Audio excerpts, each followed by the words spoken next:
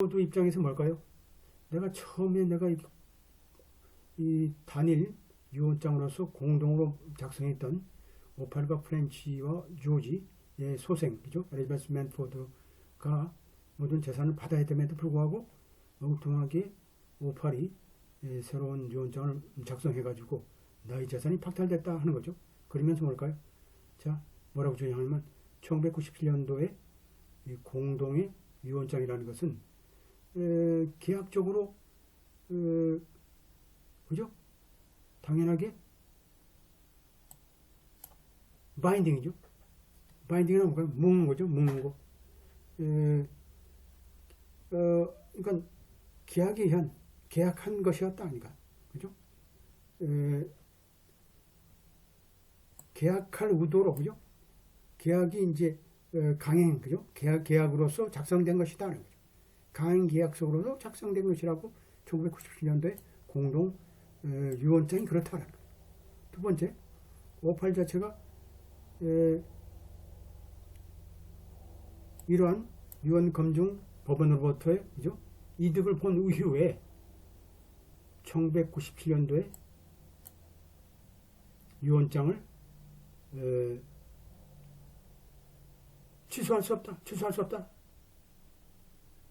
58 자체는 취소할 수 없고 97년도 법 자체를 취소할 수 없다니. 당연하게 프로베이트 코트에서 그대로 인정을 받게 되면 당연하게 혜택을 있는 거죠. 그 금액 가지고도. 하지만 그 자체를 우리가 당연하게 58은 취소할 수 없었다. 취소하면 안 된다는 거죠. 이러한 사실 때문에 2004년도는 유언장은 무효다. 그래서 맨포드 입장에 뭐가 두 가지 방식이죠. 하나는 자 97년도에 유언장을 우리가 이행을 하든지 이행하기 싫으면 돈으로 환산해서 손해배상을 해달라. 그러니까 이제 오팔이 죽고 나서 결국 후손들끼리 이제 싸움이 벌어지는 거죠. 싸움이 벌어진 거죠.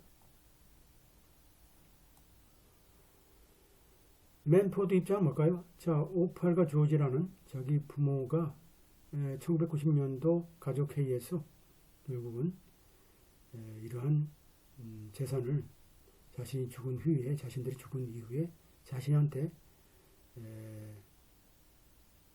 유증하겠다라는 그러한 유언장을 집행할 계획을 표명했다는 거죠. 표명했다라는 것을 우리가 주장하는 그런 진술 내용을 제출한 바 있죠. 제출했다. 그러니까 뭐야? 당사자들이 양쪽의 당사자들이 당연하게 그렇지 않다. 우리 쪽이 증거가 많다라고 이제 서로 주장을 하게 되는 거죠. 크로스 모션이니까 서로 이제 이렇게 양쪽으로 이제 반격을 가하는 거죠. 그럼 법원 입장에서 뭘까요? 원심 법원에서는 이 코액적 죄안 되죠. 아까 얘기했던 대로 우리가 여기서 누굴까요?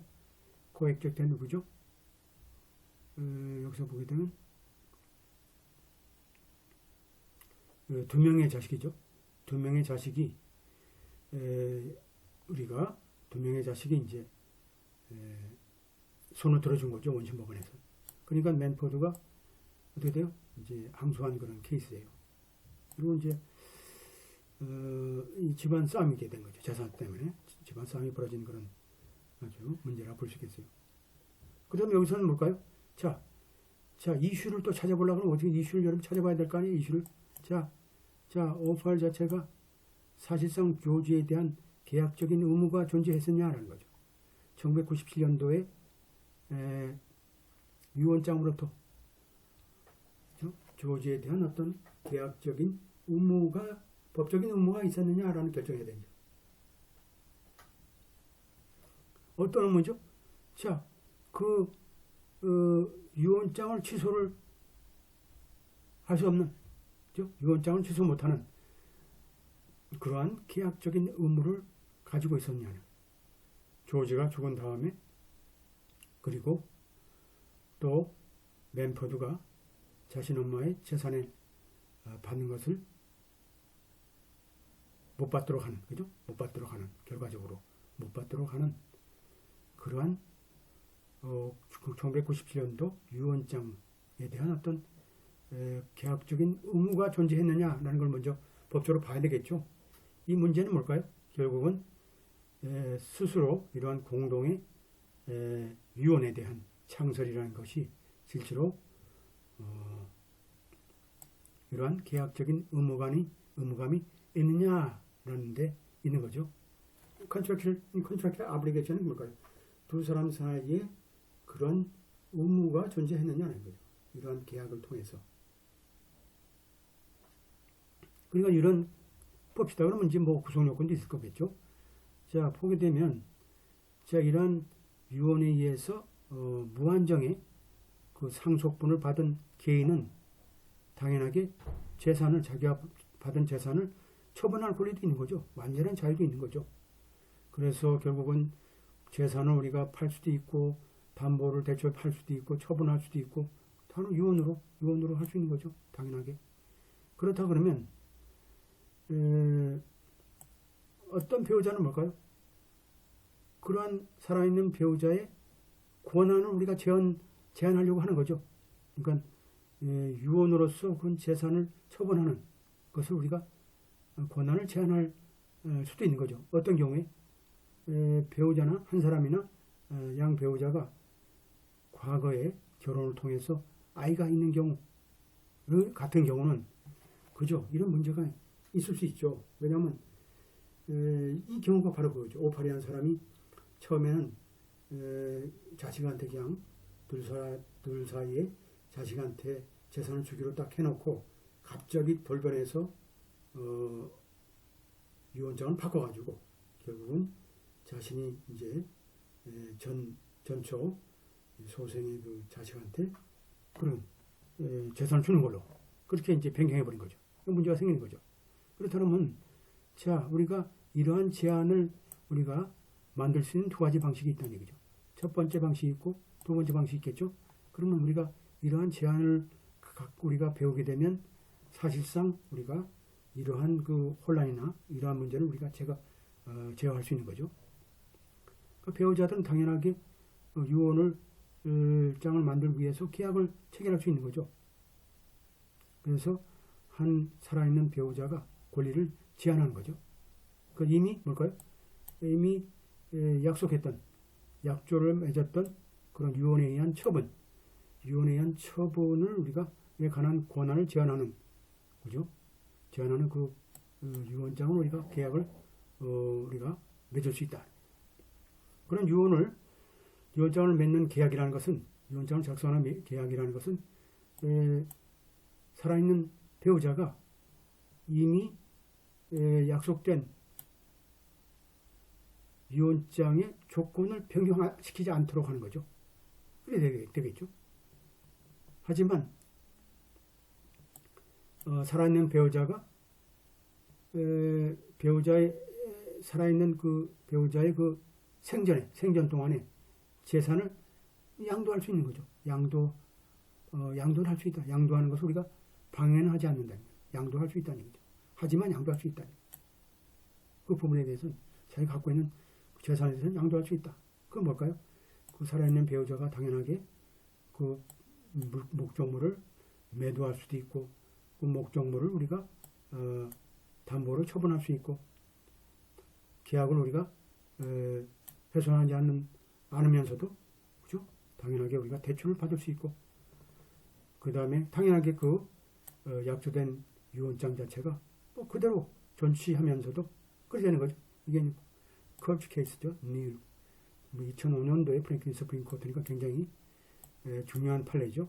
그러니까 둘 사이에 약주된 유언 내용은 그대로 유지하면서 그 범위 안에서 살아있는 배우자가 자기 재산에 대한 권리를 일부 우리가 사용할 수 있는 그런 권한들이 있다는 얘기죠.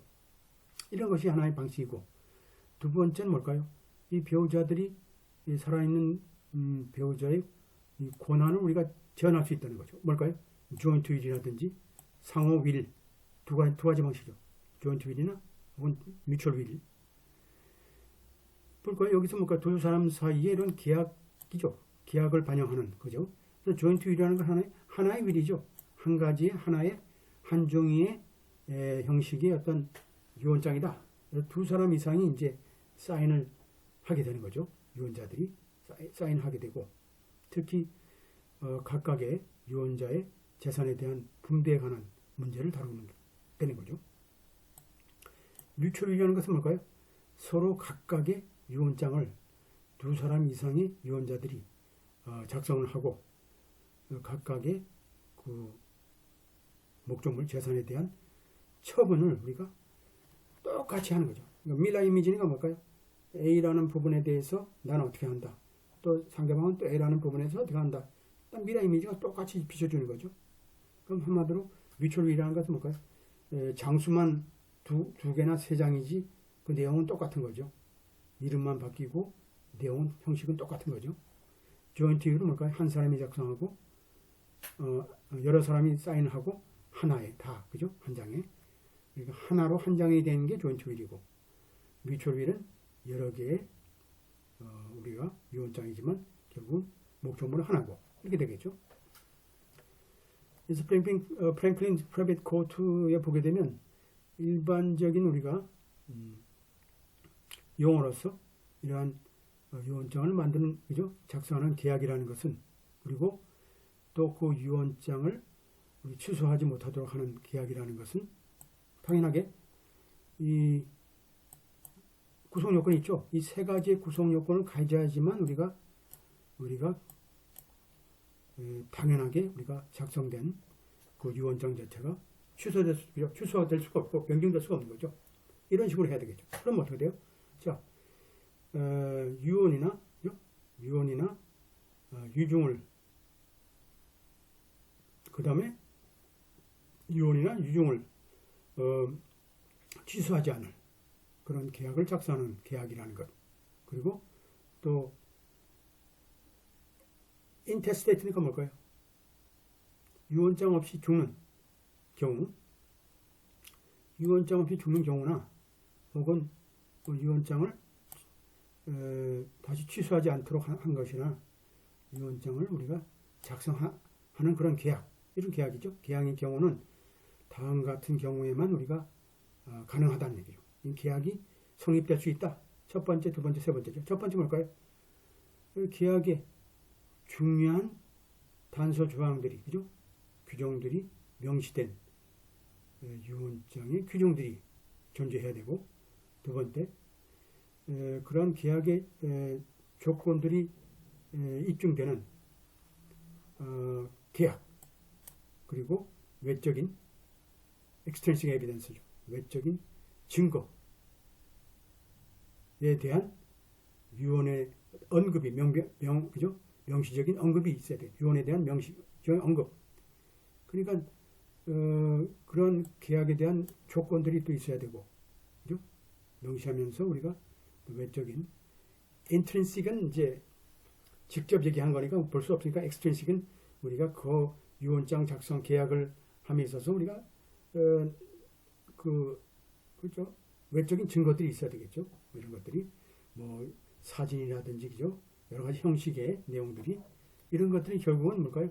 명시적인 어떤 언급이 꼭 필요하다는 얘기죠. 그 다음에 이제 당연하게 그러한 계약을 증명하는 망자가 사인한 문서가 있어야 되겠죠. 뭐 이런 것들이 다 있어야 되는데 과연 아까 얘기했던 맨포드 같은 사람이 주로 이제 항소를 했는데 실로 이런 경우가 있다 그러면 오팔이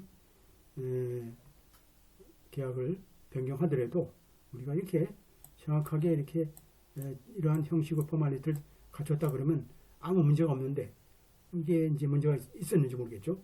그래서 한번 봅시다. 이 법률 규정에 보게 되면 이러한 구두위한 계약이죠. 유언을 하겠다는 구두위한 계약에 대한 문제를 다뤘던 여러 가지 판례들은 이제 이러한 법률 규정이 해결한 거네요. 그러니까 long standing line이니까 그동안에 끊임없이 이러한 문제들이 있었는데 이러한 문제들은 뭘까요? 특히 구두로 이제 많이 한 거죠. 구두로 하다 보니까 오팔과 같은 이제 문제가 발생이 됐다고 보는 거죠. 이런 것들이 굉장히 뼈 아플 수 있는 거죠. 그래서 이러한 문제로 이 오랄 컨트랙이라는 게 결국은 구두로 아무리 했다 하더라도 문서로 돼 있지 않으면 아무 소용 없죠. 그래서 이런 현행 법률에서 명시된 바와 같이 당연하게 문서에 의한 증거가 있어야 됩니다. 그죠? 그런 계약의